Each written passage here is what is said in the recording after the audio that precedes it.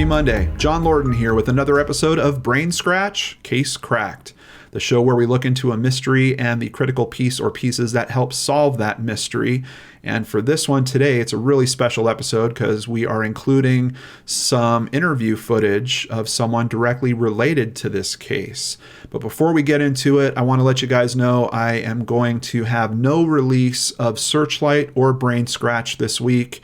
I'd like to think that I'm taking the time off, but I'm actually still working on stuff for the channel. I just need a little extra time to get that lined up. I'll be back on Saturday with the finale of True Crime Game Time, and then next week we'll be resuming the normal show schedule. Let's get into a case that I like to call The Beast. Everyone who knew Angie Samoda loved her. Born on September 19th, 1964, to a father that was in the military and a mother that was a homemaker, Angie's family lived in other states before settling in Texas. When she entered her college years, she chose to start her education at Southern Methodist University in Dallas, Texas. There, she studied computer science and electrical engineering and also became the social chair for the Zeta Tau Alpha sorority. Her roommate, Sheila Gibbons, called Angie a triple threat, meaning she was beautiful, intelligent, and had a great personality. When the two were paired as roommates their first year of college, everyone doubted they would get along. While Angie was bubbly, social, and very outgoing, Sheila, a psychology major, was shy, cautious, and could even be a bit standoffish at times. Despite this, by the end of their first year together, the two had become best friends and seemed inseparable. On October 13th, 1984, the Texas State Fair was in full swing and had drawn a big crowd. Along with fair patrons, some 75,000 people were in town to see the annual Red River Showdown football game between the University of Texas and the University of Oklahoma.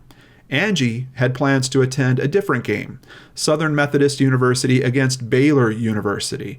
Baylor was a few hours' drive, and Angie decided to go out the night before. She loved dancing to disco music and frequently did it at a local bar called the Rio Room. Because her boyfriend, Ben McCall, was a construction supervisor and had to work the next morning, she took two friends instead, Russell Buchanan and Anita Kadala. Sometime after 1 a.m., the group had grown tired and wanted to rest before the big game. Angie drove both her friends home before stopping at Ben's apartment to say goodnight. Within an hour of leaving, Ben received a phone call from Angie. When Ben answered the phone, Angie quickly said, "Talk to me." She let Ben know that a strange man was in her house and that he wanted to use her phone in the bathroom. Ben recalls that Angie quickly said, "I gotta go," and hung up. Feeling uneasy about the situation, Ben tried calling back multiple times and received no answer. He became worried and drove to Angie's to check on her. His knocks went unanswered, and with the door locked, he couldn't go inside. He drove around the complex and to a local market looking for her, eventually deciding to call police from his car phone. When officers arrived, they noted that Angie's Toyota Supra was parked outside her apartment, but after repeated knocks, they were unable to get anyone to come to the door. With a strong sense of foreboding, the two officers woke the apartment manager and had her allow them entry. Even though things inside seemed to be in order, the two couldn't shake the feeling that something was very wrong. Their suspicions were confirmed when they entered her bedroom. Lying naked on her bed in a pool of blood was Angie. Her torso had been so violently attacked that her heart was resting on her chest. An autopsy would show that Angie had been stabbed in the neck and chest at least 18 times. The fatal wound was to the heart itself and had torn the organ from its cavity. Sadly, she had also been sexually assaulted. As investigators began retracing her steps from the night before, they talked to people at the Rio Room and found that Angie had enjoyed herself dancing and making her way table to talk to everyone that she knew. They also corroborated that she had left at about 1 a.m. As pleas to the public went out for information, police questioned all those close to her. Ben McCall's alibi checked out, and she seemed to have no real enemies. The only direction they had to go in was to investigate Angie's other companion that night, Russell Buchanan. From the beginning, Buchanan, who was an architect, worked with police to exonerate himself, even going so far as to offer his blood for testing. The science was not nearly as advanced at this time, but experts were able to tell that Buchanan was what is known as a non-secretor. This means that his blood does not secrete blood-type antigens into his bodily fluids, such as saliva, mucus, or semen. When testing was concluded on samples from the murderer, they were found to be from a non-secretor as well. It was at this time that police decided to ask Angie's best friend, Sheila, for help. They wanted her to take Buchanan out to dinner and lightly question him to see if his story continued to check out. The story, Buchanan told her, corroborated the police's information. The morning of the murder, he left to visit family in Houston and had not heard about the events until days later when he returned to Dallas. Within weeks, Angie's case had already gone cold. Police had no new suspects, and although they suspected Buchanan, were never able to obtain the evidence they needed to charge him. He would eventually leave the area and travel out of the country to complete his degree. Life would eventually return to normal for some, but not for Sheila. Without answers to her friend's murder, she couldn't function. Quote, "I just kept thinking, these things just don't happen. It took my innocence. It took away my view of the world." Sheila dropped out of school immediately after the attack. She would wind up marrying a man named Sheila Wysocki and moved to Tennessee, where she gave birth to 2 sons. All would remain quiet until one day in 2004. Sheila Wysocki, now a stay-at-home mom, was in bed working on her Bible study for church when suddenly she says that Angie's apparition appeared before her. Within seconds, she was gone, leaving Sheila confused but with a new burning desire to find her friend's killer. She now knew it was time to take action. "I know it sounds crazy," Sheila told People magazine. "I promise you that it sounds crazy to me." But this didn't stop her from calling the Dallas Police Department more than 750 times over the next several years. She asked to view evidence, files, and wanted to constantly know their progress on the case.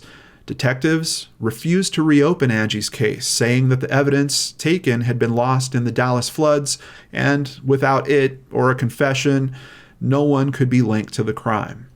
They simply told Sheila that some cases just weren't going to be solved. Sheila's response was, "Oh, buddy, you are so wrong. I am going to solve this." With the police offering no further help, she went to work for herself, earning her license as a private investigator. She took small cases at first that consisted of cheating spouses, stalking, and eventually even cyberbullying before she felt she had enough experience to work cold cases. She always shared any information or evidence that she was able to find in Angie's case with investigators. Now, the Dallas Police Department knew she wasn't going away, and they would have to take her seriously. In 2006, a new detective named Linda Crum was finally assigned to the case. Surprisingly, she had no trouble locating the evidence taken from blood, semen, and fingernails in Angie's case. After testing was completed in 2009, Detective Crum was finally able to make that long-awaited phone call. She called Sheila and told her that a match had been found, but it wasn't to anyone known in the original case file or found in the years that followed. Test results showed that a man named Donald Bess had assaulted and killed Angie. For years, Sheila was convinced that Buchanan was the perpetrator. So who was Bess? Donald Andrew Bess Jr. was born in Arkansas in 1948. Living a life that involved constant run-ins with the law, he was convicted in 1978 for aggravated sexual assault and aggravated kidnapping, for which he was sentenced to 25 years in prison. In 1984, he was allowed parole and would, just months later, assault and murder Angie. In 1985, he was sentenced to life in prison for 1 count of aggravated rape, 1 count of aggravated kidnapping, and 1 count of sexual assault. Now, he would stand trial for Angie's murder. Based on theories and courtroom testimony, investigators found that moments after Angie arrived at her apartment, a man knocked on her door, asking to use the restroom and to borrow her phone. She let him in and called her boyfriend. After McCall picked up the phone, Bess attacked Angie, disconnecting the call. Sadly, this was a crime of opportunity. Angie had never met the man before that wound up killing her. In 2010, Bess's trial finally began, and Sheila drove 650 miles to Dallas to witness the proceedings. "You couldn't have kept me away from it," she said. "To me, I felt like I needed to be there for Angie." During the hearings, she would be joined by Angie's family members, friends, and sorority sisters. During the trial, other women were brought forward who testified that they had also been assaulted by Bess. Even his ex-wife testified that he abused her and their children during their short marriage. Deliberations were short, and on June 10th, Bess was found guilty of Angie's murder and was sentenced to death. As people in attendance cried out in joy through their tears, Sheila still felt lost. "Nothing changes," she said. "You still have someone who's dead. You still have someone who murdered her. You still have a world that's changed." Today, Angie is buried in her family's plot at Llano Cemetery in Amarillo, Texas. Donald Bess still remains on death row in Polunsky Prison. Multiple execution dates have been set, but currently there are legal appeals still being processed. Sheila had planned to retire after Angie's case was solved, but after an outpouring of support, decided there were too many cold cases left unsolved that needed attention. "There are thousands of unsolved murders," she says, "and I thought maybe there would not be if authorities and victims' families worked with each other." She now runs her own firm, called Without Warning Private Investigations in Tennessee, and continues to try to bring comfort to families scarred by murder. Case cracked. I'd like to give a big thank you to boredomtherapy.com, people.com, the Washington Post, the Tennessee Ledger, Wikipedia, texastribune.org, bbc.com, and of course, the amazing Christy Arnhart for researching and writing up today's case.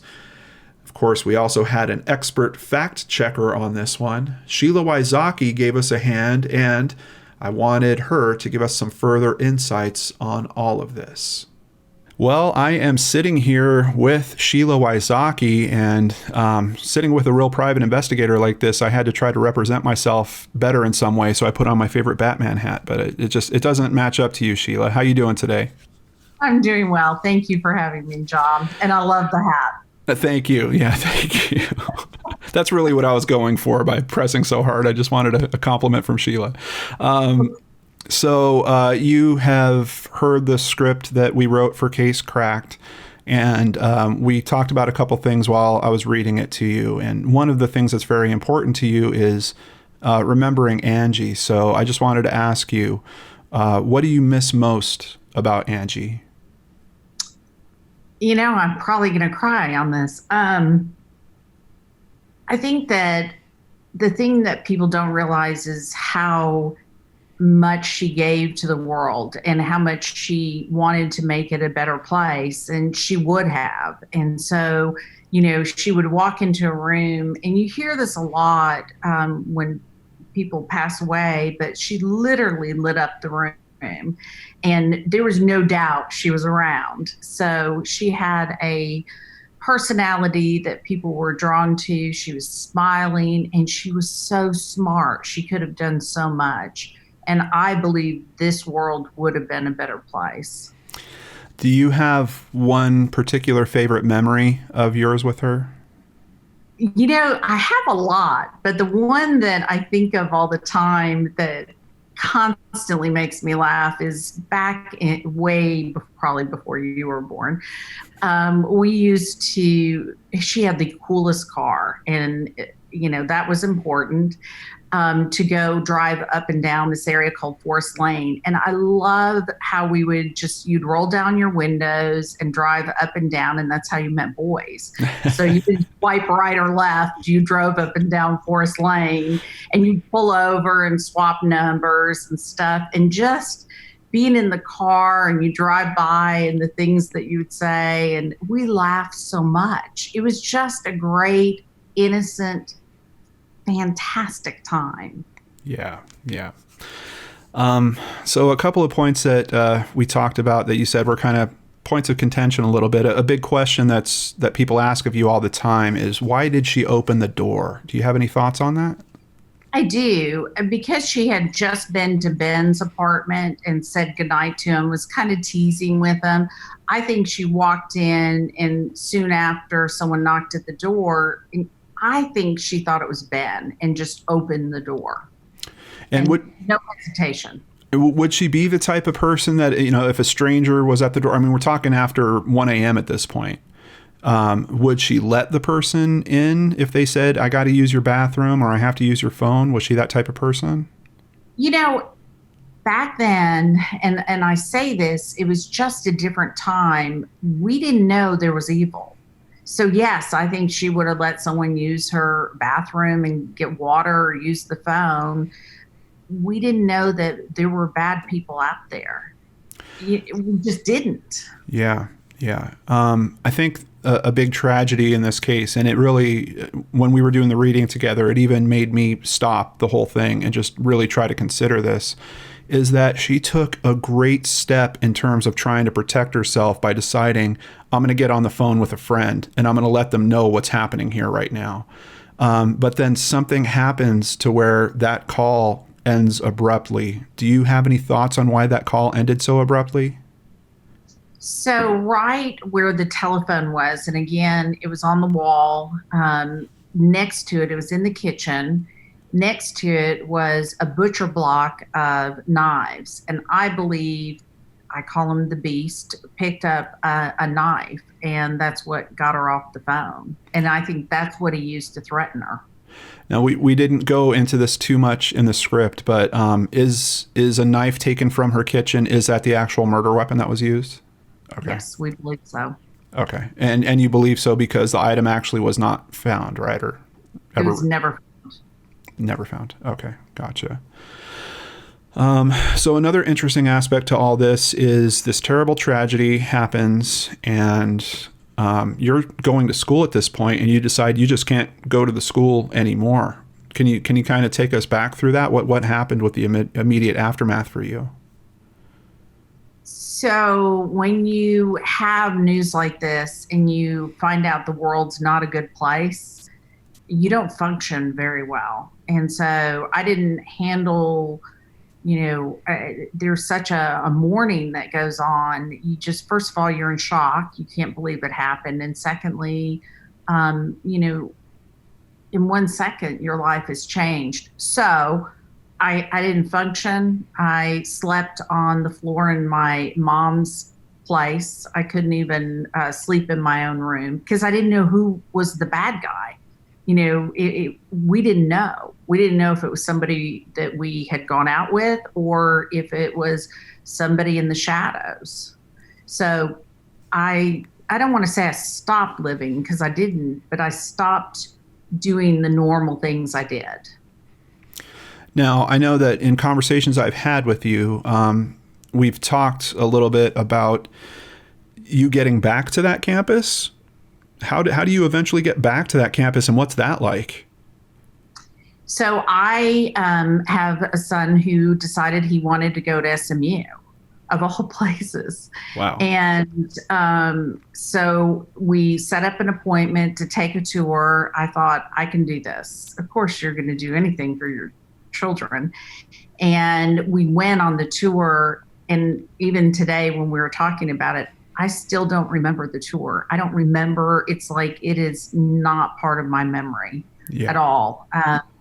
I don't remember looking at the dorms or the experience or anything. I'm sure it just took you back to that place of shock, like just all of a sudden threw you right back into that moment. How did you feel about your son going there? Wasn't really ecstatic about it, but he went there and graduated and, has gone on, went to, Vanderbilt afterwards. So he got the education he needed. I would go visit him. I wouldn't spend a lot of time on campus. I would spend more time around it. Yeah. But, you have to do it. You just can't stop living. And I needed to walk through that process. And I believe, there's a reason he went to SMU is I had to go through it. Yeah. Yeah, that's a really good point. So you had your sights set on Buchanan for a long time, right? Yes. And let me clarify that with you. Yeah. So I'm in my 20s and I'm told by the authorities that he's the guy. Right. So I never questioned authority before. Why would I then? And I thought, this is the guy who murdered Angie. I had no doubt that the police were right. Right. When does that change for you? Is it literally when the test results come in? And I mean, you're talking decades later, right? Absolutely. When the DNA was matched, not to Russell. And how my world changed at that moment, too. Yeah. Yeah. Yeah. That I think I know you pretty well with the work that we've done together. And that's such an important thing, is that even when you're looking at a theory, you're still always of the mind that it might not be this direction. There's always the other possibilities that are at play here. But that's a really interesting one, because you're kind of gearing your life in this direction at this point of deciding to become a private investigator, and you're going to keep looking into this. You have this amazing moment that happens where Angie appears to you, and it kind of spins things in a whole new direction.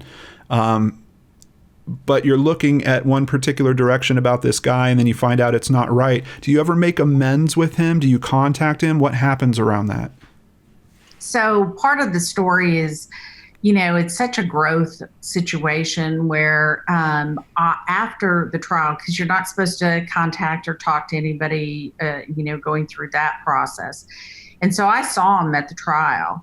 And then afterwards, I contacted Russell and said, I'd like to meet with you and your wife. And so I sat down with him and laid it all out there and said, let me tell you what I know. And this is what I was told. And then he told me what happened to him. And then I asked for his forgiveness, because all this time, I thought this was the guy who murdered someone. And, he wasn't. And so I felt like I needed to lay it all out there and see what happened. And Russell and I are good friends. We've traveled together. We went to Angie's grave together. Wow. I mean, we have a great relationship. He's a fantastic architect. But the thing that Russell said, and I have really held on to it, he said, had I not been the person I was and pushed it, people would still think he murdered Angie. Right. And his mother wrote me probably the nicest letter I've ever received, thanking me. Yeah. I mean, she's amazing. So we have a great relationship. People like to say that I went after him, but I didn't. I was told by the police, who I believed, that he did it. Yeah. Yeah. I think that's such an amazing it's such an amazing story about humanity. The fact that you were able to reach out to him, to have that conversation, to tell him why you thought the way you did, and then to ask for forgiveness on top of that. And it's just an amazing, another point of your character, and part of why I think I get along with you so well, and people gravitate towards you as that being that type of person that's going to do the right thing in these tough situations. If I was wrong, I was going to say it. Yeah. And I was wrong. He wasn't the guy. Now, you got to a point that, quite frankly, we look into a lot of cases, and the cases don't always get to this point, but you get to a point where justice is effectively being served. I know we're still kind of in a holding phase for the final sentencing to come through, and I'm sure this is already tough just dealing with that dance. But the quote that we shared in the script really gives some interesting insight to how do you feel when you get to that point where, hey, you've got the right guy. He's sitting in the chair. He's not going to go free anymore. That's it. We're done here, right? Life can go back to normal. No, there's no normal. That was the thing. I think that's what shocked me the most, is I kept waiting for that happiness, or, oh my gosh, this is the greatest thing, we got him. And it never came. And it still doesn't come. I mean, yes, he's off the street and I'm happy. And what happens to him beyond that, being off the street, I could care less. What I do care about is that we now have the answers. Whatever they were, we got them. And there's no it's terrible. I remember crying hysterically after he was convicted.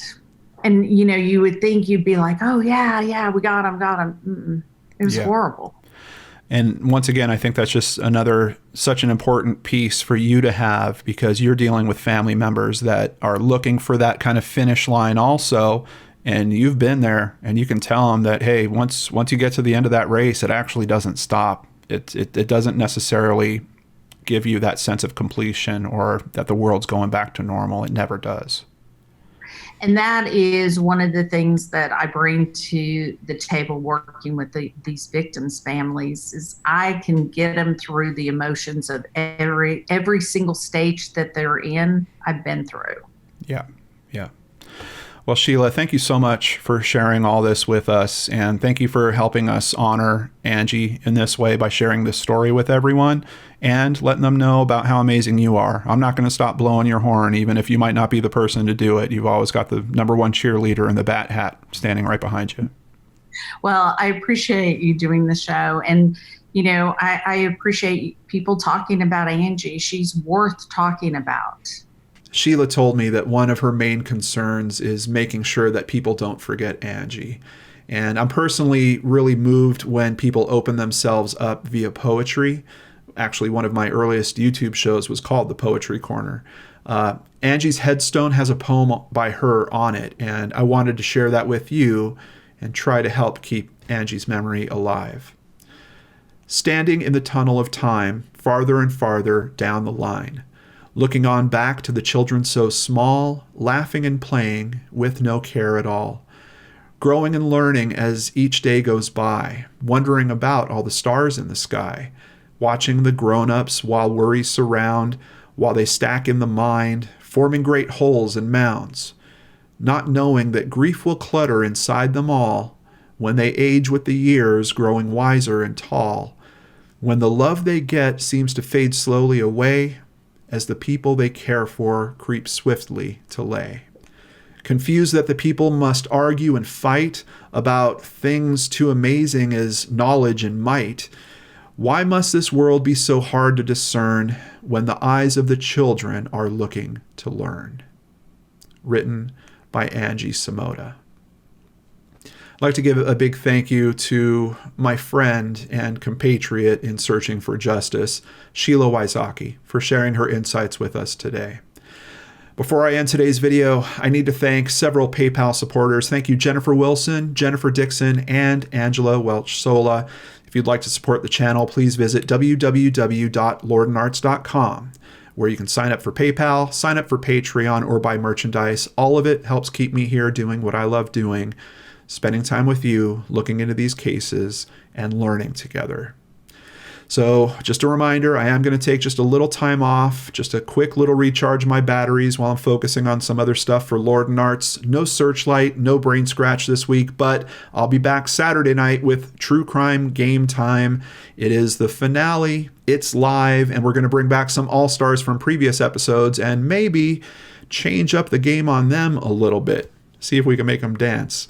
Remember, you can also tweet with me live during Wednesday night while watching the 9 at 9 special on ID as we learn much more about the Heather Elvis case that we covered on Brain Scratch on Friday.